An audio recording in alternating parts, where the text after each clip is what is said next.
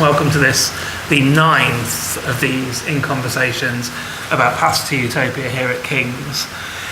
Today we're talking about In Our Hands, which is an installation which is still on until the 2nd of October downstairs. And I'm joined by Stefan Robert of Lidon Collective and Dr. Richard Howells of King's. And I'm going to ask all three of you just to briefly introduce yourselves in slightly more detail than I just did, if that's possible. Richard, you go first. In slightly more detail. Okay. My name's Richard Howells. I'm a cultural sociologist, which means that academically I try to ask big questions about culture. What is culture? What does it mean? What does it tell us about ourselves? Why do we bother? Which is something we might we'll talk about that in a moment. Yeah. Want to return to. But so, I specialise in visual culture and utopian critical theory. So it all comes together with In Our Hands. Okay, and Robert, you know. I'm Robert Rubbish. I'm a filmmaker and an artist and one of the co-founders of Lidon Collective. And I do similar stuff to what Richard does, but just draw pictures mostly and think about things. And one day I'm hoping to be a doctor as well of something. Yeah. Excellent. So that's me anyway. And I'm Stefan Reiswitz, and I'm an artist and illustrator, also part of Lidon. And I always wanted to be a scientist, and then I got sucked into the world of the arts. So I really like this collaboration because it was this idea of working with something outside the art world. It's always fun. So, slightly unusually in this case, most of these projects that I've talked about in these conversations have been direct collaborations between artists and scientists. In this case, you had a common theme, but both Richard on your own and Lidon worked in isolation, although obviously there must have been some sort of interaction between the two of you. So perhaps we'll go back to that then. Steph, perhaps talk about how did that come together, first of all? Where did this idea come from? And then perhaps moving on to Richard, moving on to Robert, you could talk about what interaction there was between the two parties. Well, it's sort of, I guess we'll have to answer both of those things together, because we met up with Richard and he told us gave us the gist of the book, which is a tome. Yes. And so we couldn't really read it at the time that we had. Right. So we got, we got sort of an in-depth idea, I think, about what the book is about and what the underlying ideas are. Because our first meeting, we had a meeting for an hour long and we taped Richard the conversation, because it was quite a lot of your ideas were coming across for the first time to us. So we were kind of talking about how we found similarities in what the cultural things Richard was talking about, and kind of it started with this. I suppose the first thing that we got from it as a group was the myth idea, and that's what you were kind of going more into in the talk. Yeah, that's right. It started really with a painfully academic book I'd done, so 100,000 words, so it was a lot to take on. But the great thing is we had a meeting together with Andy, who produced the installation, and we talked about utopia and ideas and art and myth. The great thing was that everybody got it the first time. So I'd got no intention of saying, you've got to do this. They had no intention of saying, you've got to do this. So we brought different things together and seemed to work really well. And I think myth was the thing where we had most in common. Yeah, myth and the idea of like utopia not being a place, but a creative idea. You were telling us about the creativity, and we were kind of saying, all our projects are, why do we do this? And, like you said, the thing, why do humans decorate? Why do they do all these things when they don't have to? And that's that tapped into kind of every project we've ever done is a bit over the top, and so we were like quite into this concept he was coming out with. Robert's right. It's the idea of a utopia as a process, as a way of thinking, as an attitude, rather than just a destination. And it was great. We all got it straight off. You mentioned the book. You're talking about your book, because there's how kind of you to mention the book. Yeah. Well, I was going to say, because there's also a thinker, Ernst Bloch, who basically hangs over this entire project as well, and that idea that you've just been describing. So perhaps we could tell us who he is and what what idea of his has led to this project? Fair enough. Ernst Bloch was the guy who actually gave us our title, In Our Hands, because it's Bloch, who's a utopian critical theorist,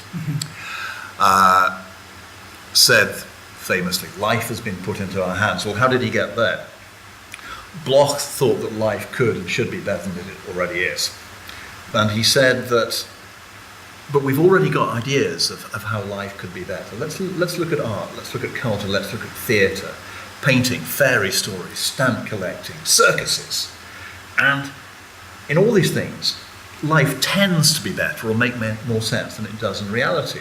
And Bloch's reaction, rather than to say, well, this is terrible, this is false consciousness, this is all a great deception, he said, why not? We should all, whether we're academics, artists, truck drivers, whatever it is, look at these things and say, why not? So you could look at a film such as It's a Wonderful Life, which is, okay, a little bit slushy, but it's hard not to have a tear in your eye at the end, no matter how many times you've seen it. You say, why not? Here's a community coming together, doing the right thing, putting everybody's interest before individual interest, so why not? There's a great scene you've probably all seen it, in Woody Allen's Annie Hall, where Woody Allen settles an argument by producing the real Marshall McLuhan from behind a screen. And McLuhan supports Woody Allen character's point, and Woody Allen breaks all the conventions of cinema, turns to camera and says, if only life were like this. And that's kind of the Blochian approach, is if only life were like this. So it's saying the visions are there, the ideas are there, it's a process, it's a way of thinking, it's learning how to hope, and the arts help us do that. So that was very much the starting point. It was Ernst Bloch who does, yes, he hovers over it, although we don't actually mention him too much in the exhibition, but he's there, and he's in our title. Life has been put into our hands, yeah. So how does that idea, and again, you can all sort of chip in on this one, but Steph, let's start with you. How does that relate to the overall idea of Utopia then, that this project is celebrating? You mean how does our piece relate to it? Well, let's talk about how the idea behind the In Our Hands title, how does that relate to the overall idea? Are we talking about art as a utopian idea, the use of art by people as... Yes, pretty much what Richard's just said. No? The idea that the representation of life in the arts is always, in a sense, the artist's utopia, or the idea that there could be, life could be a bit better, or things could be, or you want to tell the stories, in the stories everything is always a little bit more convenient, or a bit more, people, the evil ones always get their comeuppance, or in that sense, you present a utopia a lot, don't you? Mm-hmm. And I think where the ideas came together is, you started off with basically a large quantity of Indian ink and some bare walls. Yeah. So it was in our hands. If you hadn't done anything, it would still have been a bottle of ink.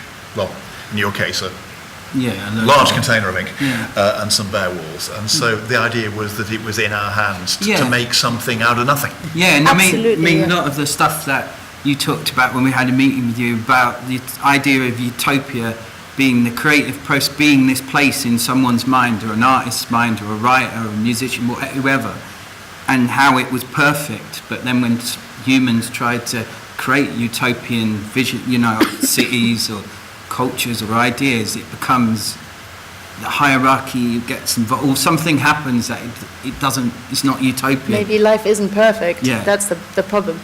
And so what we were trying to do was this idea of, like Richard is saying, about one of the things that was coming up was creation myth, from different cultures. Yeah, absolutely. So we were like, creation myth is interesting.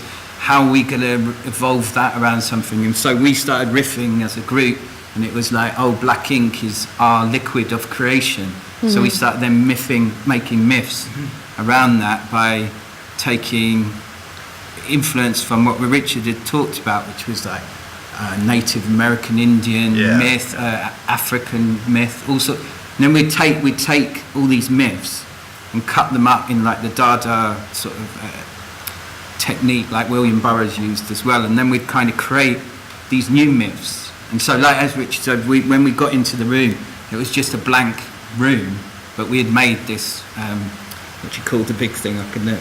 An amphora. Yeah, we've got someone to make Big that. vase. Yeah, The the big big vase. vase. Yeah, the oversized vase. And so that was the idea. That was the vessel that held the liquid of creation.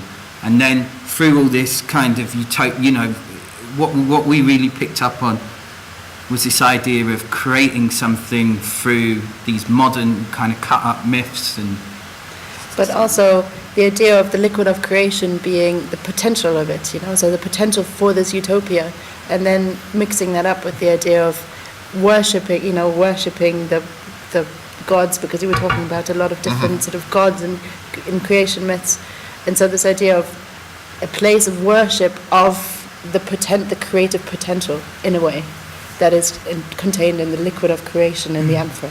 Yeah, so the source of particularly the myth was looking at the connection between creation and creativity, and how creation myths, not just the ones we're probably more familiar with, but looking at particularly Navajo myth, was explaining how the world came to be the way it is, and who made it, and how does it evolve, how does it become better than it already is. So the in our hands idea was very important.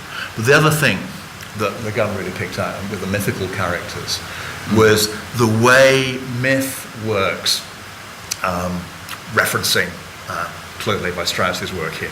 Myth is a way people make sense of the world, stories that somehow make sense of it all. You have characters representing everything, and they come together and they combine these, that they work out oppositions, things that don't work. And myth brings them together and somehow makes sense.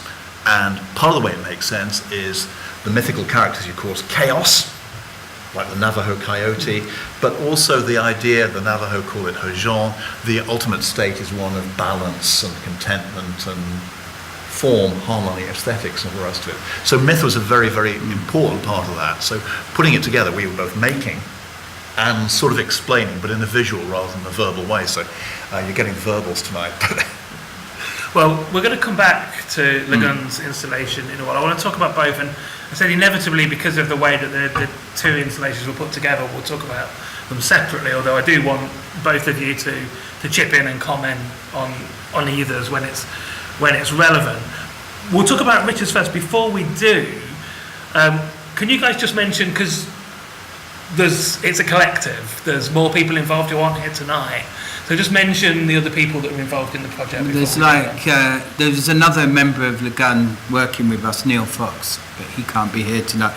So there was three of us from Lidon. Lidon is normally seven artists, like 5 artists, illustrators, and 2 designers.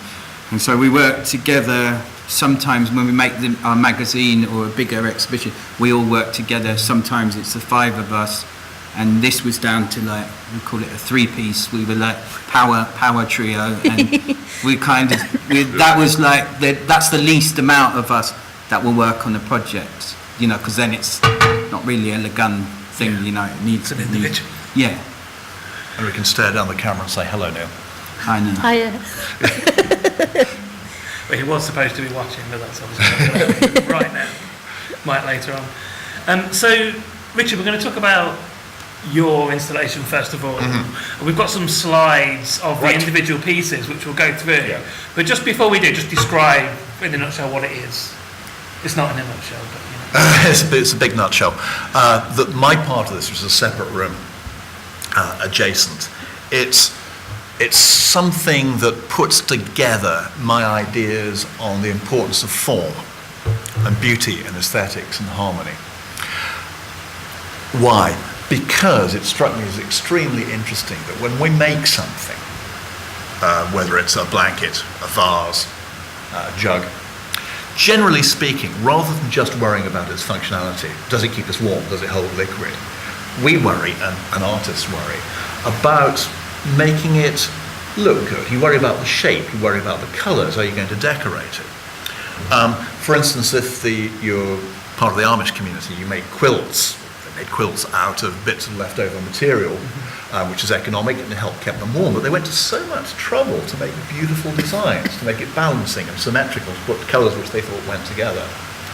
And I did particular research on the Navajo, who made blankets originally for wearing, to keep warm, and then for rugs, and etc. And they went to so much trouble, they bothered so much to give it qualities which were aesthetic rather than practical. And the good question is why? So there's clearly something in us which, in addition to working towards a utopia which says we've got to do this and got to do that, there are other issues in there: beauty, happiness, harmony. But more than that, it's a metaphor.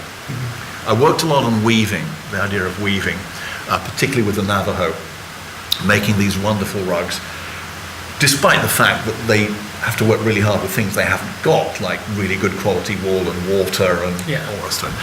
And they put these things together from the raw materials of their environment. It's a hostile environment. They go to so much trouble. So again, it's in our hands. They get their hands to weave something which, if left to itself, would be wilderness. But by the time they finished, there are things which are of practical value, but of beauty. So I think that weaving is a metaphor for utopia. It's taking what we have and making it better.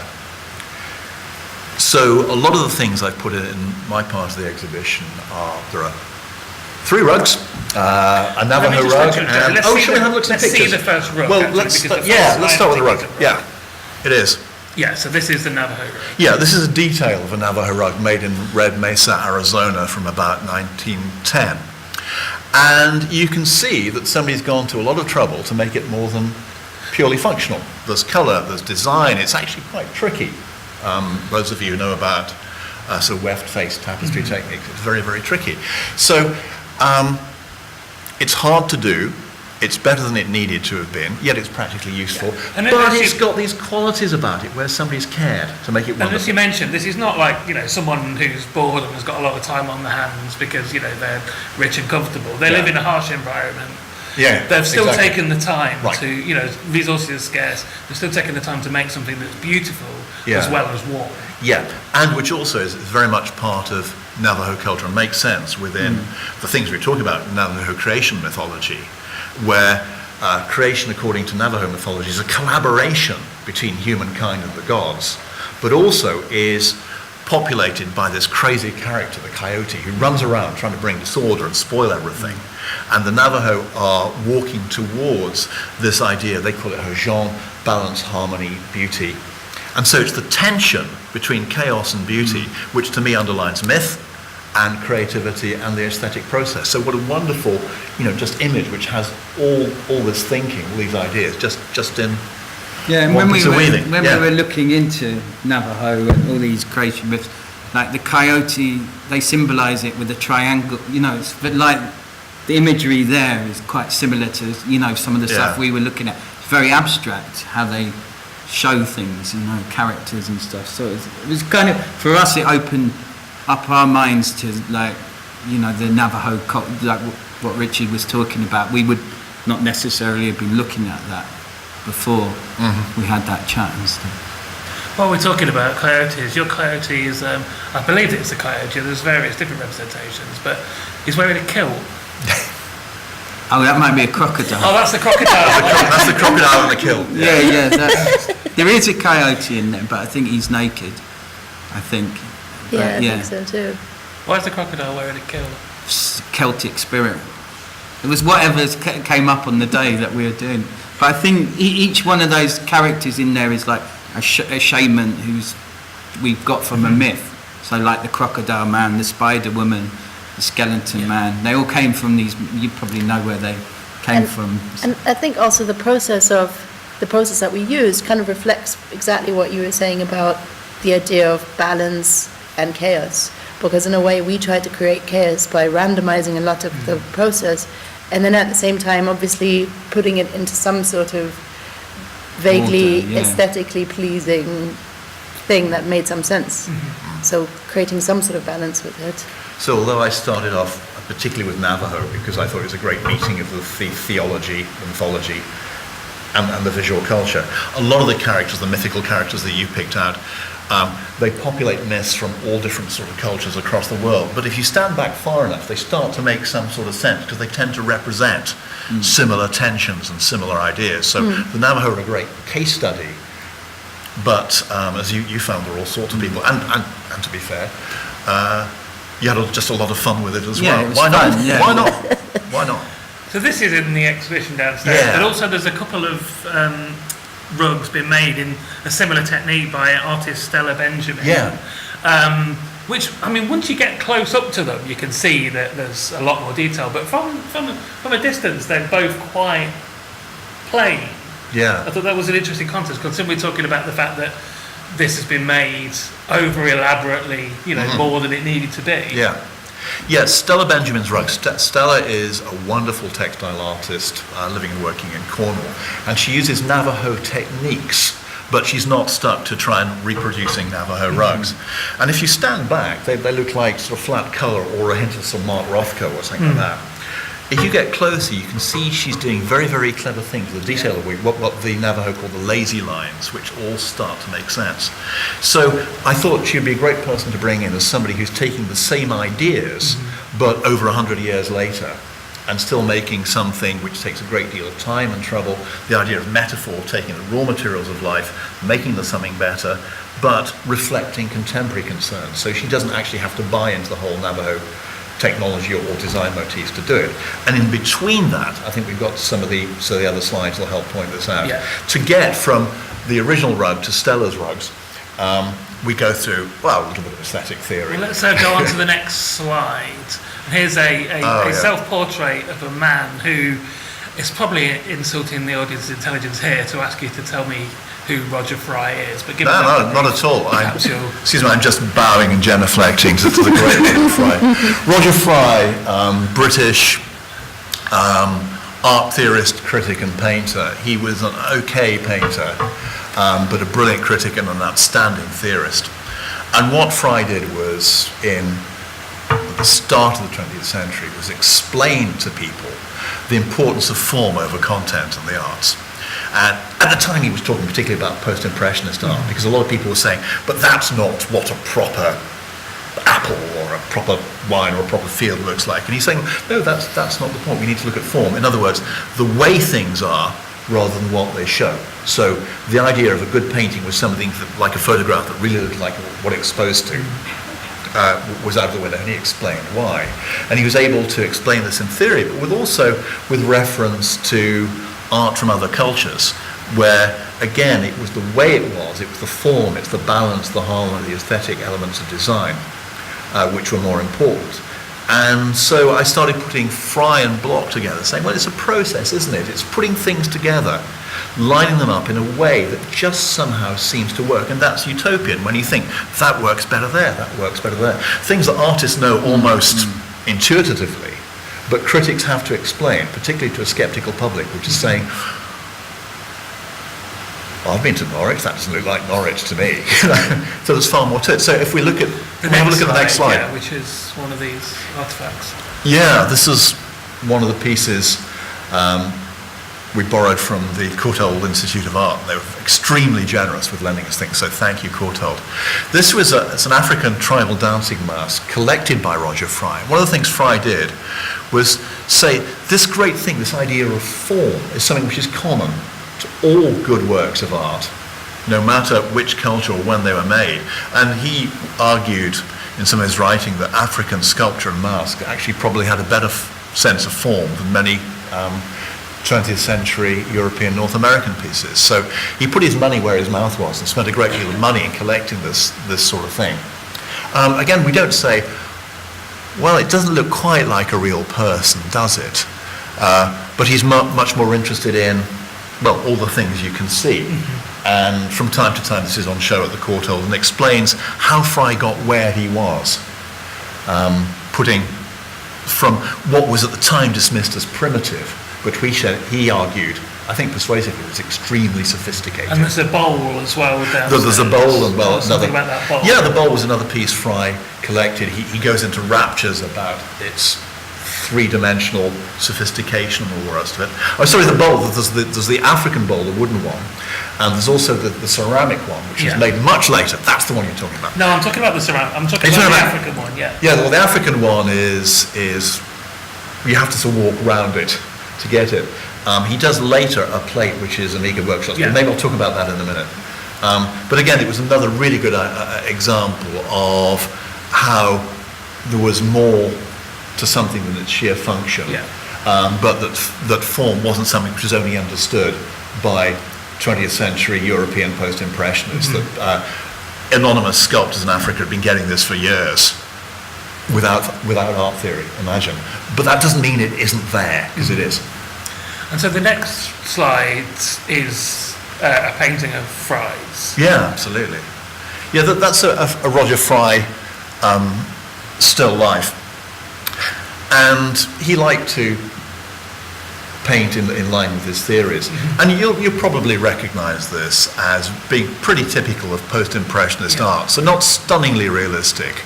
But when we look at a painting like that, or maybe even better, still lives by Cézanne or something, we don't say, oh, what a fantastic vase, what a great candle. Or we don't even say, what a realistic, it's just like Canaletto, it's just like a photograph. We admire it because we think it's a great painting. And one of the reasons it's a great painting, or a good painting, is because of the trouble he's taken, again, in our hands, of taking the raw materials of everyday life, which could be a bit of drapery, a bit of ceramic, a bit of a candle, and putting them together in a way which makes an aesthetic and almost a spiritual sense. I'm going to shy away from spiritual in We'll come back to another way, that but so this is an example of Fry at work, saying yes, it's about form, far more than content. In the same way, if you look at pictures of haystacks by impressionists, you don't say that is an amazing haystack. Hopefully, you say what a terrific painting, what a great way of seeing, what a great way of taking the world and turning it into something which has integrity as a work of art. Guys, you're sitting here patiently listening to Richard. I'm loving every moment. What does that actually mean to you when you guys are stood there, collaborating on a piece with the Indian ink in your hand, about to make something? How does that sort of translate into the actual practice? Does that make sense? I don't know. I would say it's probably relevant to all our practice, because what he's saying is that the way you put things together is more important than the realism of what you're depicting. And I think that's probably something that you, like you said, you do automatically because that's your main concern. Yeah, and we've been working as a group of artists for over 10 years. So when we work together, say 5 of us together working on something, we don't really have this discussion about, it's like, we're going to do this, okay. Yeah. And it almost is coming together that someone goes over something. Everyone's adding to everything, and there's no preciousness. So we like to think of it as a group consciousness. That's what we're aiming for, that it's almost like one person has made all of this, but might be 5 people have done it. So we kind of are aware of the aesthetic and composition and what we're trying to do, but we kind of go for it it's quite free, and that's why if it becomes too rigid, then there's problems start arising with us.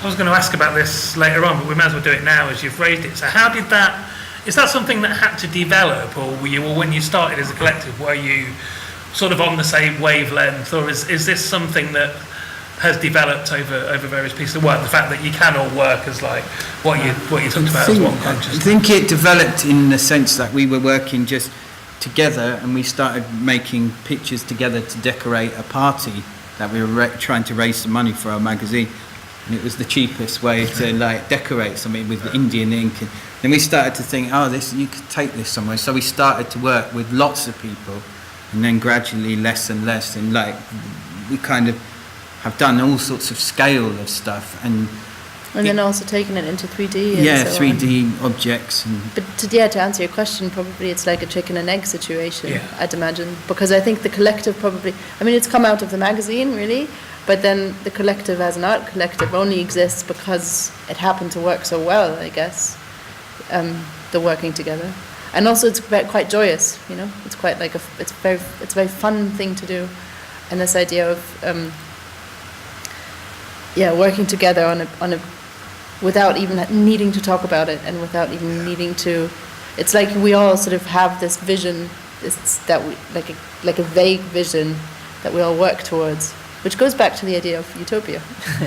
And do artists need art theory?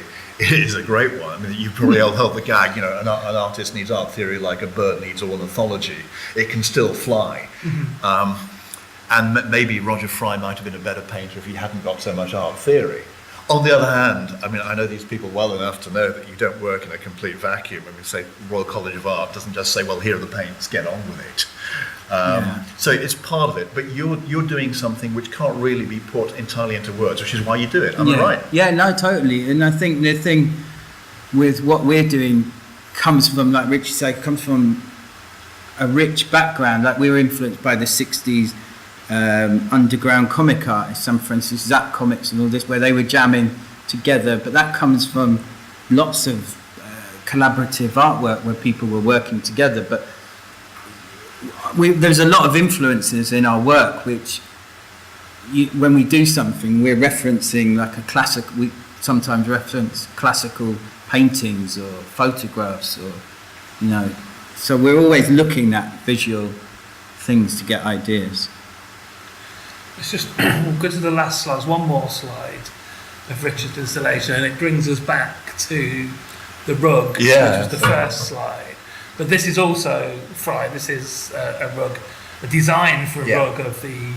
Well, say something about who the Omega Group was. Okay, this was a design Fry. We're pretty sure it's Roger Fry did for the Omega workshops, which was, again, the resonance is here. This was a sort of cooperative Fry put together in the early 1900s, and he had two missions. Firstly was to try to improve British taste and design, which had previously he thought had been terribly Victorian and dull, and he wanted people to live with things which were pleasing but modern and progressive and interesting, and but that you know how you lived was important, which is something I think we'd all agree, that your surroundings affect how you feel.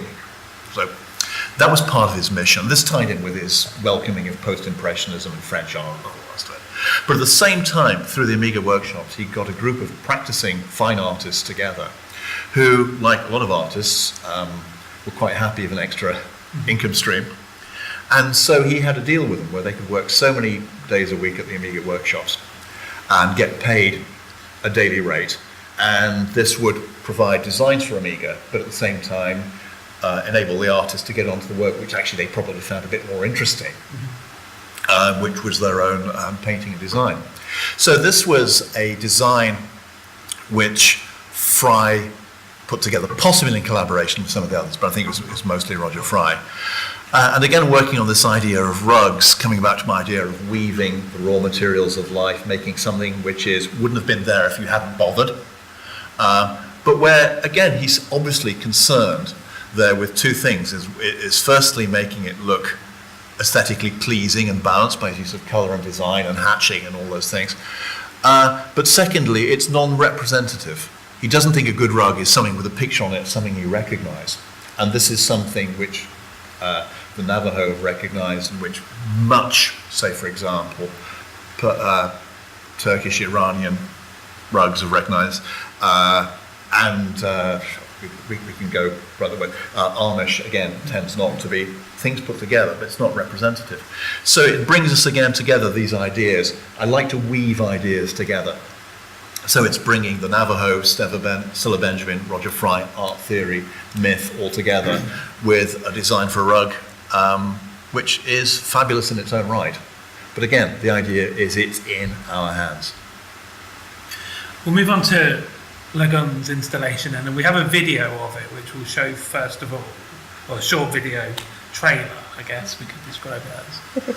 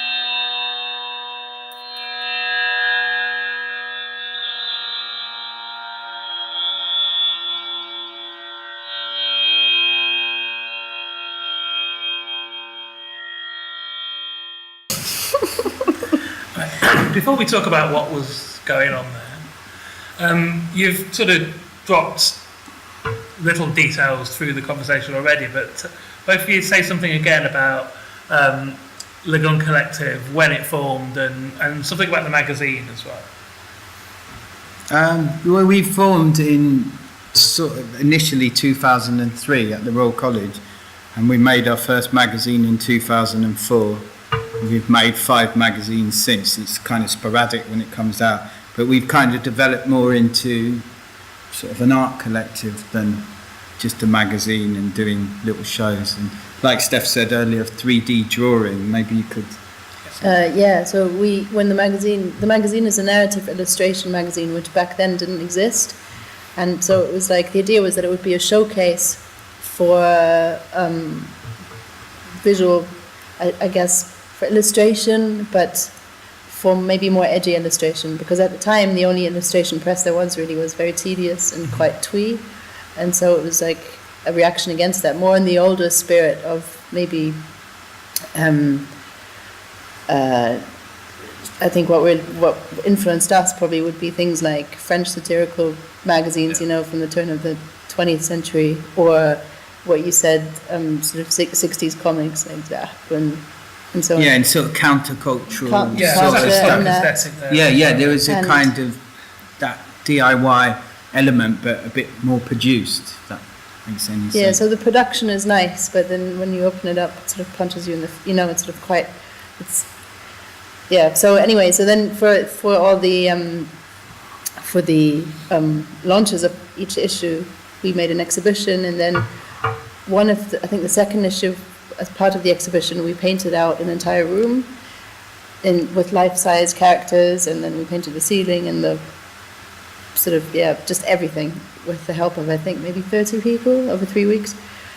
And we really liked the idea of this walk-in drawing, and sort of pursued it, and then made various 3D installations. we called it like immersive drawings, but they were 3D things. And then we've kind of developed this into making a drawing and then making the object. And like kind of this weirdly links in with this thing we did at the V&A, which was responding to a writer's book about dystopian London in 1,000 years in the future, and we had to do this piece about remembering what a hospital was, what an ambulance was, what the NHS was, and they couldn't quite grasp what it was back then.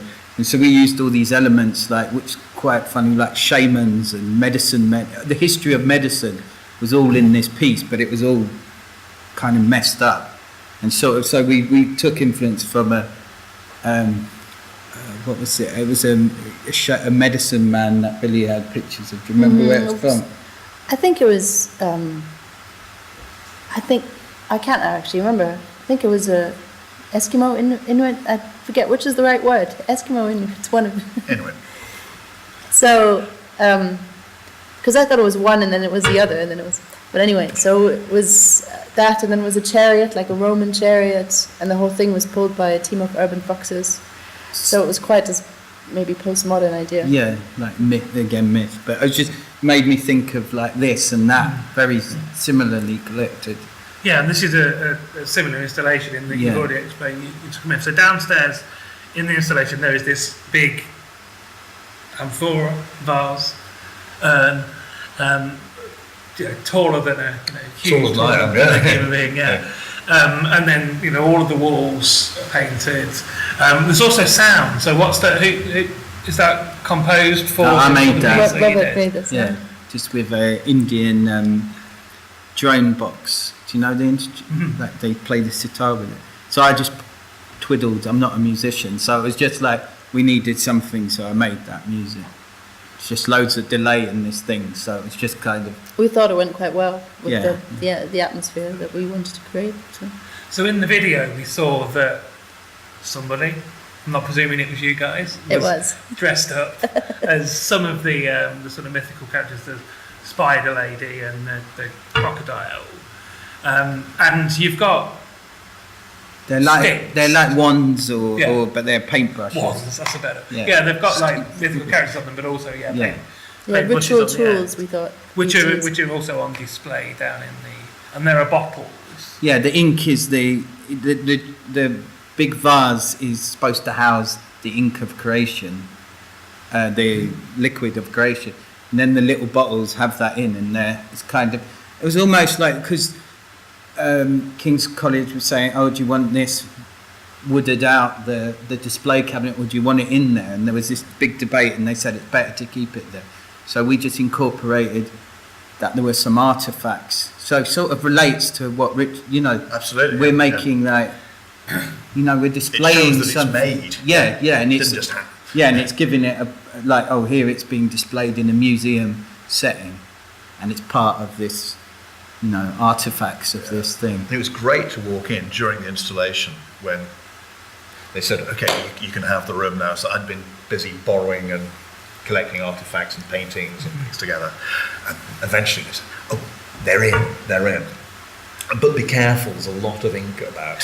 So I sort of stuck my head around the door, and there were at least 3 of you with ink everywhere.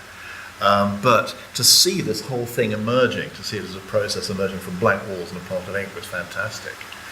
So everybody's looking very respectable tonight, but at the time it was like being in the inside of a Jackson Pollock looking at you guys. Yeah. We can see Yeah, some of we've got some the pictures of- methods. So there's slides which show. So you can talk us through these 3 slides which show the making of, putting it together. Oh, that's like, that one was called something like A Hard Day at the Office or something, sort of social media.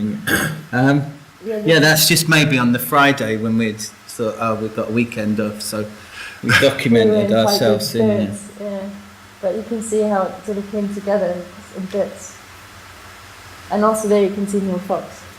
Yeah, so there was also another element that we didn't talk about, but it's in the film, where and Steph talked about it earlier, about randomising this thing. So we had dice, like these big toy dice, and we'd written like 1 to 6. So 1 is pattern, 6 is, so I've get this book, we had this book of dreams, and we had all these things that we were kind of going, okay, if we got stuck, we'd have to throw a dice. And so there's stuff on the floor that we were doing. Because I think in a way we had talked about in the beginning, coming from Richard's book, that we thought we would take on the guise of these shamans that would communicate the sort of the message, the cosmic messages using the liquid of creation.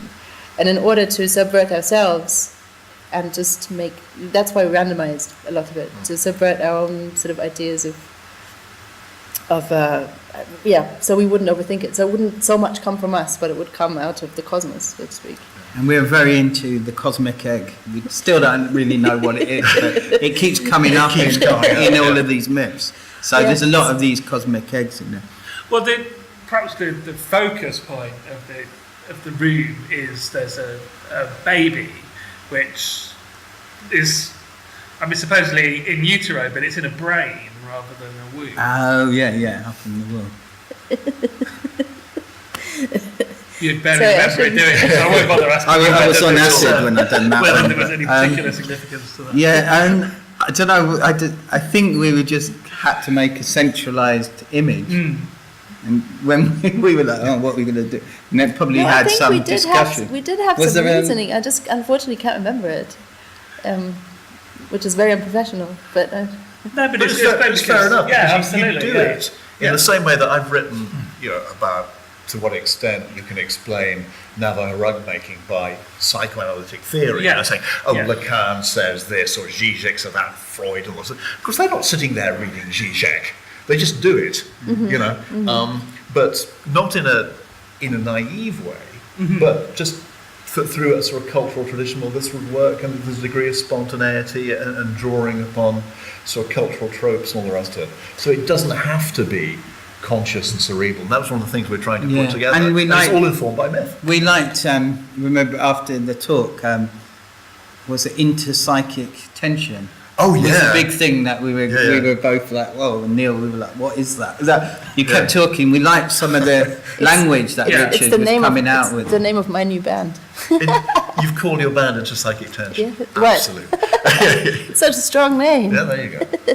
So is the some case to say that like some of those concepts that were like, you know, a sort of highfalutin, you know, art criticism end up in the work, but just because you've tried to visualize, oh, we'll try and represent that thing, even though I don't know what that means. Yeah, there's going to be stuff that's leaking in from everywhere, and there's definitely, we recorded that conversation we had with Rich, so we all listened to it, and we're like, oh, okay, this.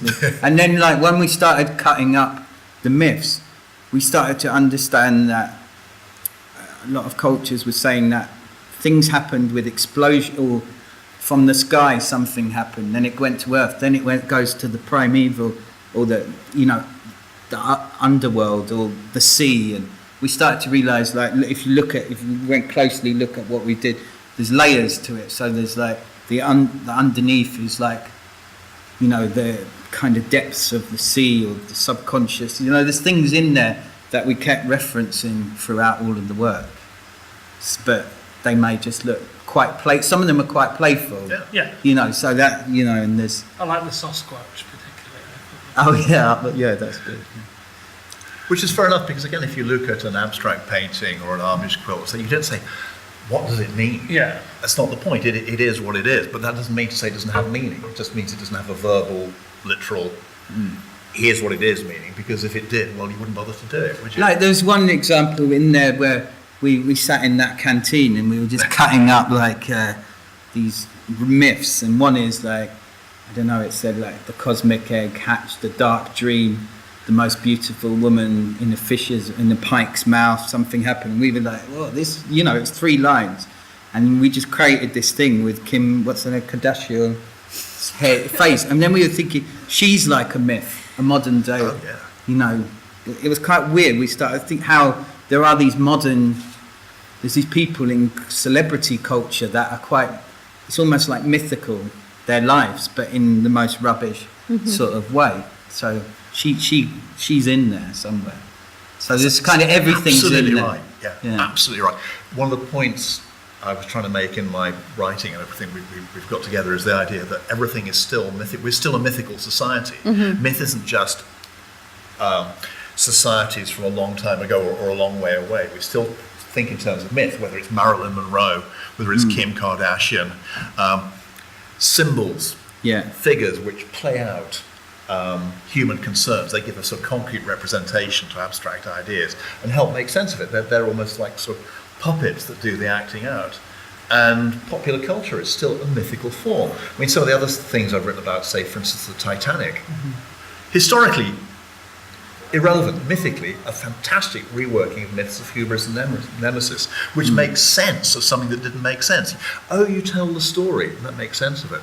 And so, again, if you stand back from myths around the world across time and space, you start to say, oh, these are common concerns turned into stories to live by. And I would argue that's the truth. Navajo creation theory, Judeo-Christian, Judeo-Cretan, the Bible, well, it's even creation like, theory, and yet the Kardashians. Yeah, and like you were saying earlier about this one, It's a Wonderful Life, or this one, It's a Wonderful Life. Yeah, it's like the narrative is good and evil, essentially, isn't it? And suicide and a life less lived and touched. It's quite a Utopia, deep. dystopia. Both of those. It's quite a deep idea. Yeah. What it could be. I mean, Harry Potter's we won't go there, but talk about myth, you know. It's true, but then I think maybe also that's why possibly a lot of Hollywood films are incredibly frustrating and boring, because the myths that they tell are outdated or no longer fit or don't seem to describe the world. I mean, in my opinion anyway, don't seem to describe the world as I understand it at all. So it seems... Which is why we're always creating new myths, exactly. Because values change. Right. And yet, we're still looking for something that makes sense of everything. And so this is, again, going back to sort of Levi Strauss and myth theory, that on the one hand, there are similarities going one way and dissimilarities going the other, but you stand by. It all comes together. It's this idea of threads. Threads. And weaving. That was one of the ideas that we were, look, there's all these things that can be interlinked, and that's what the walls of this installation are, very much. If you read the little cut-ups, there'll be something about you know, a cow chopped in half, and you see on one wall there's all this happening. We've got another one there, Yeah. Robert. Yeah, okay. So yeah, there's a cosmic egg there. There's another baby, isn't there? Is that the baby, or there's another one? No, there was a bigger baby Yeah, in the brain. Yeah. in the brain.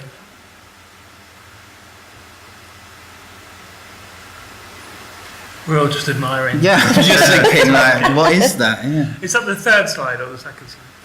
There's one more. Let's have a look at the other slide. It's quite impressive, our bit of scaffolding there as well. Yeah, there's someone up the scaffolding. Yeah. So that's Steph. Oh, it's me, I think. There. Oh yes, I'm down there. And Oh, Neil's yeah, up there. Neil's asleep somewhere. Oh yeah, that was There's just the big jug. Yeah. that was just there to show the emperor and to scale. So we kind of also, we started off with the first meeting. Then we had Neil went away. It was a common theme of Neil's going away here, but he went away. So me and Steph had to do a drawing because we needed to have something for the holding page.